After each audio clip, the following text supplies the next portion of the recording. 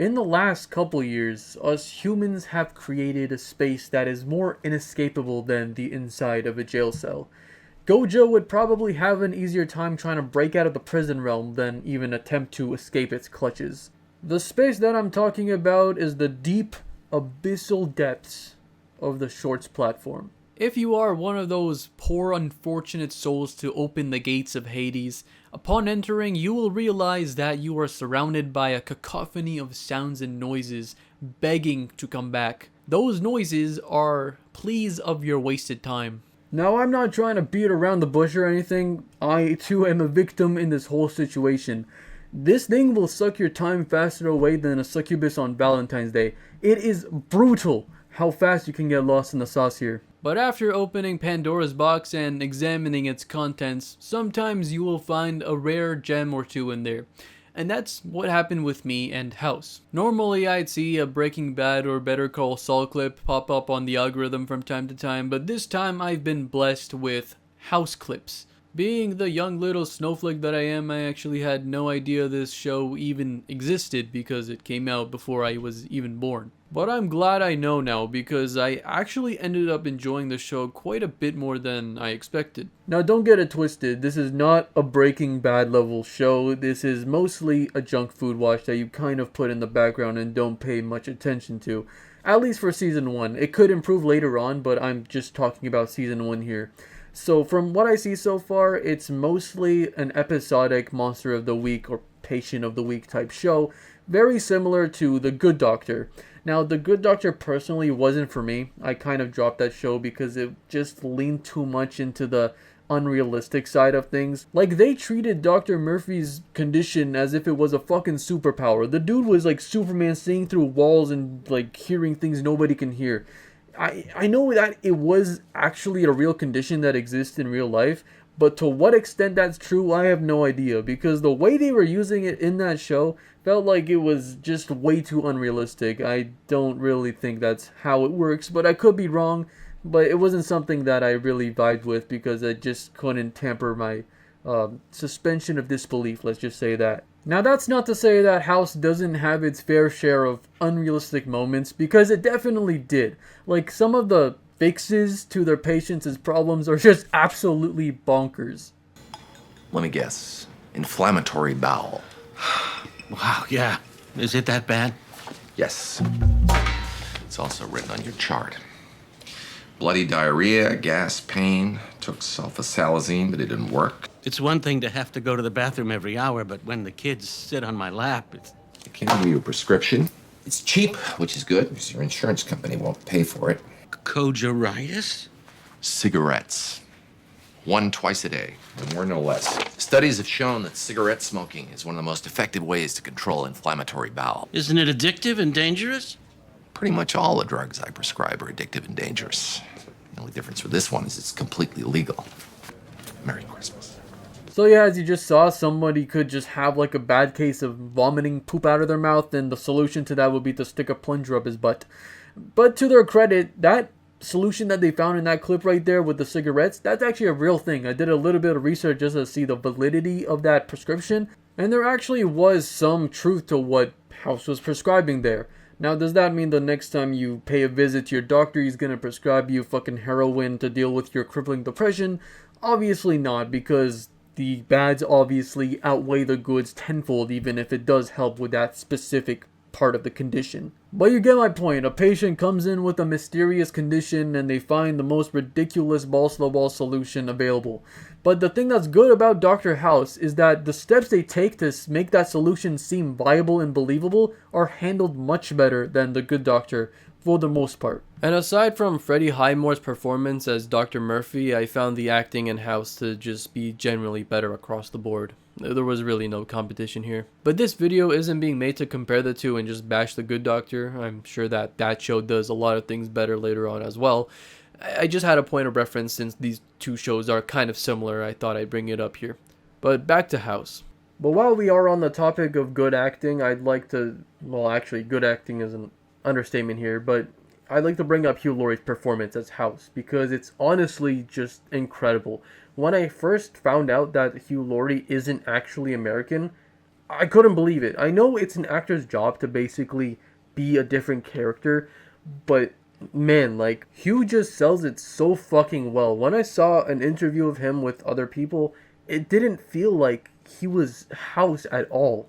And I know that, again, that's an actor's job to act like a different character, but there was just no similarities there at all. Challenge for you to do Well, that. it's also a bit of an escape route, because if you mess something up and it doesn't sound right, you've always got the excuse of saying, well, I'm not really, that's the whole point. I'm not really an American. That was a deliberate mistake that I put in there, which I didn't. That dude is actually a real-life shapeshifter, but instead of changing his outward appearance, his physical appearance, he's changing his personality. Yeah, I know that's basically what an actor is supposed to do, but in this industry where it's so saturated with so many shitty actors and people that just can't portray or have a wide range of personalities, or their characters aren't too distinct from the characters they're actually playing, this was just mind-blowing to me.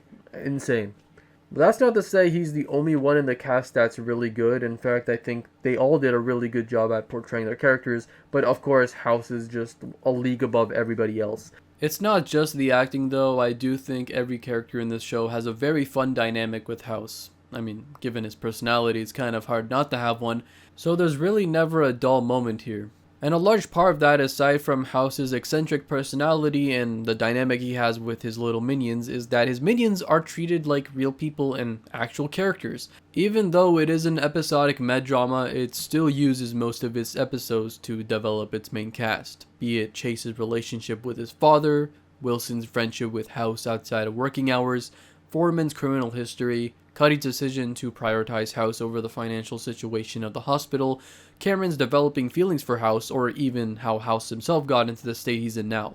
Special emphasis on that last part, because I think the way that they told House's backstory was very creative. I haven't really seen anything else quite like it. So instead of just traditionally telling us his backstory and showing it, they instead make it in the form of a lecture. So House takes center stage here in front of all these med newbies and basically presents to them a scenario in which they have to figure out what the diagnosis is for these two different patients.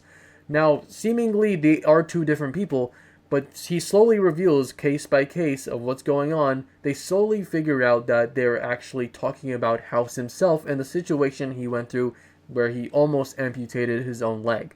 I just thought that was a really clever way of spinning about telling a backstory, because it was really immersive. It actually felt like we were part of those students listening in on House's backstory, and I just think they did a great job there. It's not all sunshines and rainbows though. I think the biggest problem with House is Cameron. I really did not like her whole plotline with House.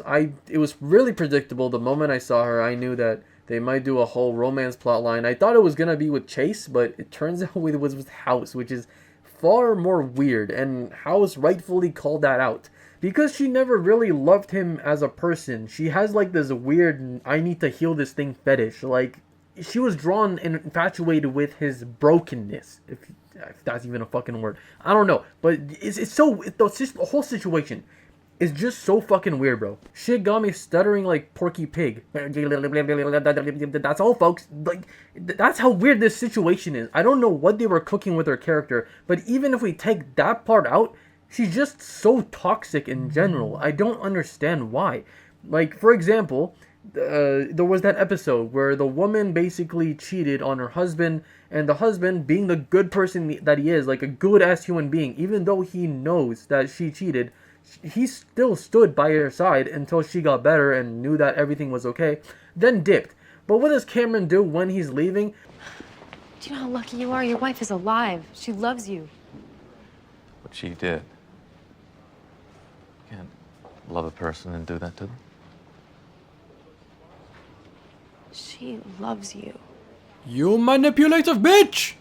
Ah yes, my guy. Clearly he deserved that emotional manipulation there. Clearly he did, because he committed the one sin that no man must sin. He had some self-respect. Shiver me timbers! A man having self-respect!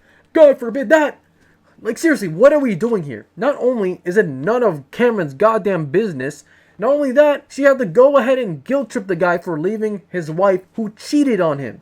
But despite Cameron's best efforts to be a dick, there was only one male in the room. My guy just stared her down like, bitch, really?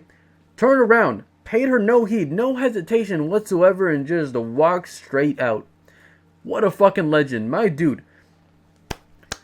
From that decision, the moment he made that decision, his balls just grew 3 times in diameter. They became 5 times as heavier. What a fucking giga chad. Now, I hope with Cameron that they completely change the direction of her character, because I do not like what they're doing with her at all. That's like the one major gripe I have with the show so far. But other than that, I've been enjoying my time a lot.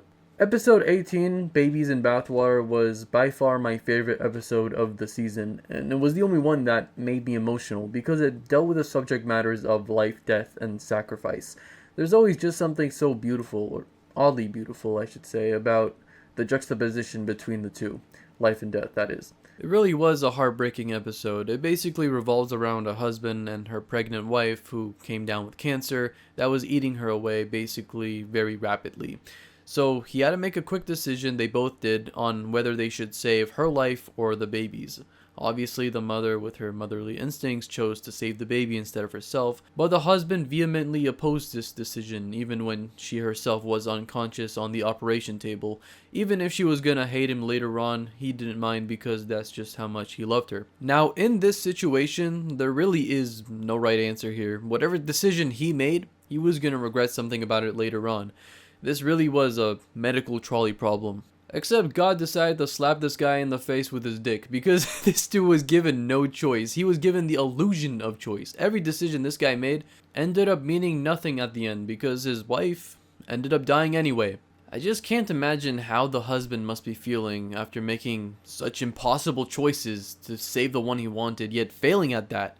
And now he's forced to face and see the value in what he was willing to sacrifice. It's just such a complex mix of emotions that's very hard to describe. But in conjunction with that whole patient situation, we also have the Vogler situation going on in the background, and the whole climax of that really. Now Vogler as an antagonist, I didn't really care about all that much, I'm just gonna be honest. He wasn't bad, but he wasn't particularly good. I feel like his beef with House was kind of fucking stupid. Yeah, he had some money to give to the hospital, but that was pretty much it. Like, I don't know why the dude felt like he had to dictate what everybody is doing and why they had to follow his rule. Like, his whole life he was probably so used to controlling people with money that he couldn't accept anybody deviating from that norm. He honestly just felt like the Wapple of this season. Whenever he couldn't control someone or something, he just starts throwing a tantrum like a child. My money, you want my money? Then you have to do what I say. No, that's not how it works. So yeah, I just think that whole situation with him and every scene he's in basically is very silly and not really realistic. Like, he takes his revenge to a point that's way beyond what he's supposed to as a person, just morally speaking. He was so self-centered and such a douchebag. So it was really satisfying seeing all the board members go against him and basically boot him out. That was the best part for me. But other than that, I didn't really vibe with him all that much as an antagonist. But yeah, that's about all I have to say about Season 1. I really did enjoy everything I watched basically, but it wasn't anything crazy. It was just a fun watch that you could kind of turn your brain off and really enjoy. Even if it does get a little ridiculous at times with things like doctors breaking into people's houses to find the solutions for their patients' conditions. Now, I'm no legal expert or anything, but I'm pretty sure that's, at the very least, slightly illegal. With that being said, I rate Season 1 a 7.4 out of 10. With this being its first season, I think that's a really good score and shows that this show has a lot of potential. I'm really looking forward to the next couple seasons, and who knows, this might end up being one of the all-time great shows on my list. But yeah, that's all I have to talk about. Like if you like the video, subscribe, all that jazz, and I will see you all in the next one. See ya.